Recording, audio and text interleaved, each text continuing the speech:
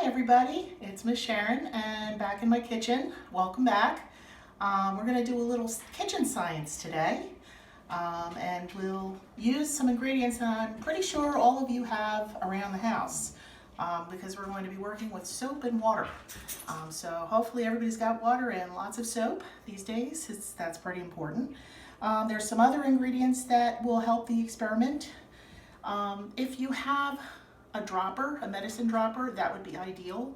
You can probably use a straw, but a medicine dropper, you can just rinse out and then reuse it with your medicine. It's great to do this one of these experiments, and also it's great for helping your kids get some fine motor control. I have a penny, I have a quarter, I have something to write on. I'm using a whiteboard, but you could use pencil and paper. Some dish soap, but you can use hand soap. Any sort of soap is fine. A white bowl or something that you can see down through that has some contrast, and a glass, does not have to be clear. Some black pepper, some scissors, and with those scissors I have cut some small squares of paper that fit in the glass. So we're going to talk about water. And water has lots of properties that pretty much everybody knows. Water is clear, water is colorless, water is odorless, and water is tasteless. So that's most of the things that we know about water, and the chemical formula is H2O. But who would guess that water is sticky? How can it be sticky? I use it to wash with. It takes the sticky stuff off.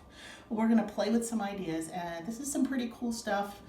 You can amaze some of your friends and your family when you get in front of them with some of these magic science tricks. So the first thing we're going to do is make a prediction.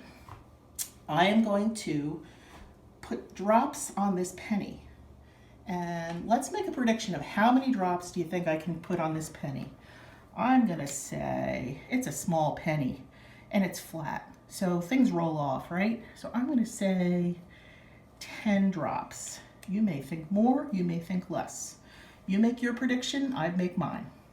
Now I'm going to put the dropper in the water, and let's fill it up a little bit more.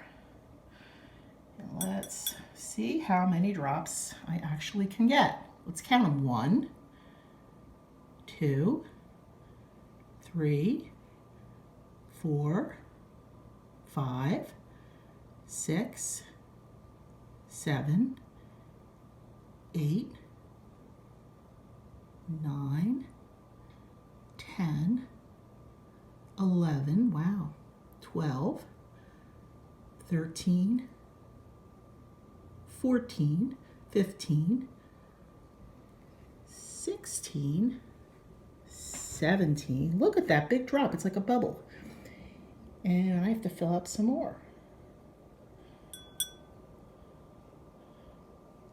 18, 19, 20, 21, 22, 23, 24, 25, 26, 27, 28, 28 drops.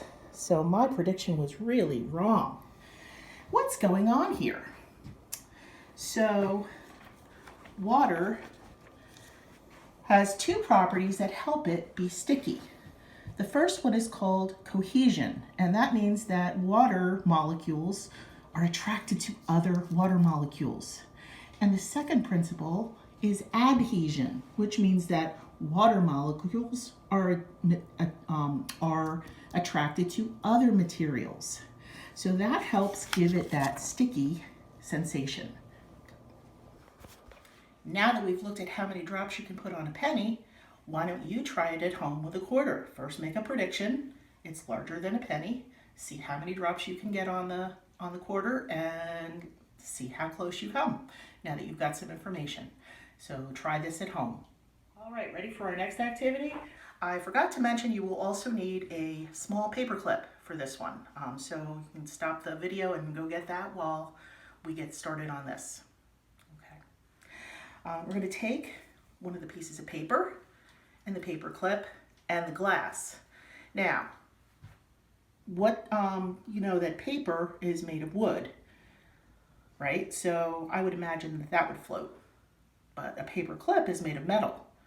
Let's make a prediction. Do we think which one of these would float? I'm not sure. Let's find out.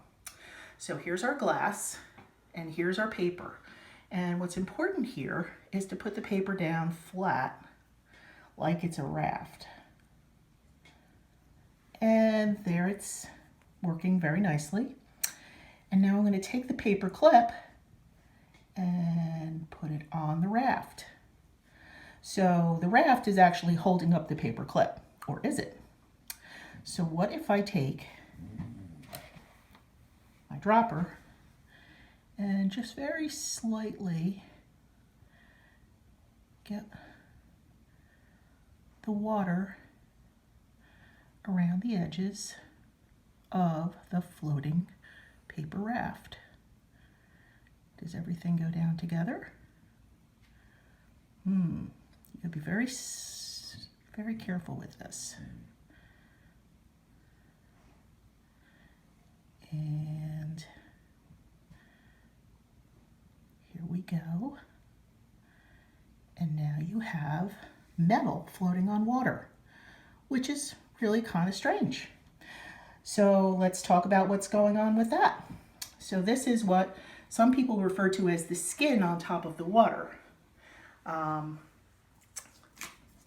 you want to take a look, this is a bug called a water walker, and he can walk on the surface of the water just like that paper clip, mostly because he's taking advantage of the surface tension, which is the scientific word for skin, and also because his legs are hydrophobic, and that means they repel water.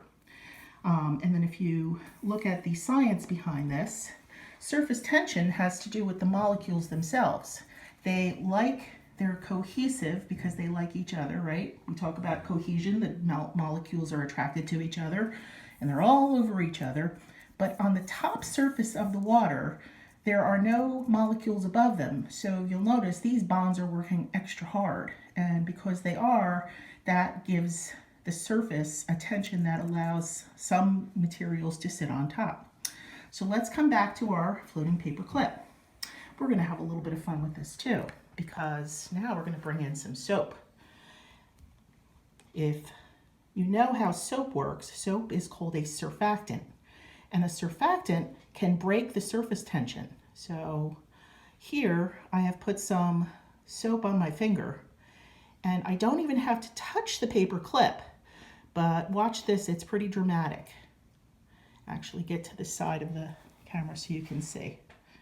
And as soon as I dip my finger in anywhere in the glass,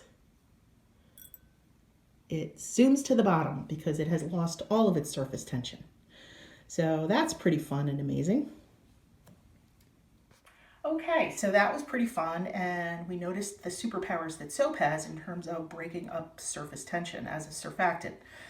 It can also do that with viruses, and the fact that it can break the cell makes it very powerful, and that's why everybody's making such a big deal about washing your hands.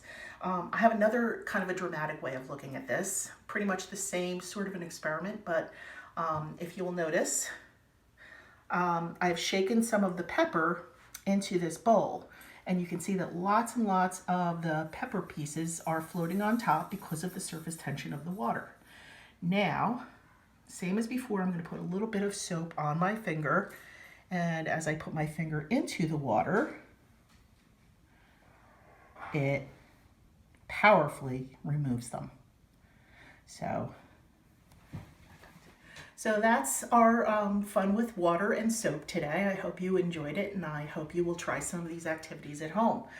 Please, if you can, like our page, and if you do any of these activities at home, post some comments and let us know what you liked. Have fun, stay safe, and we'll see you next time.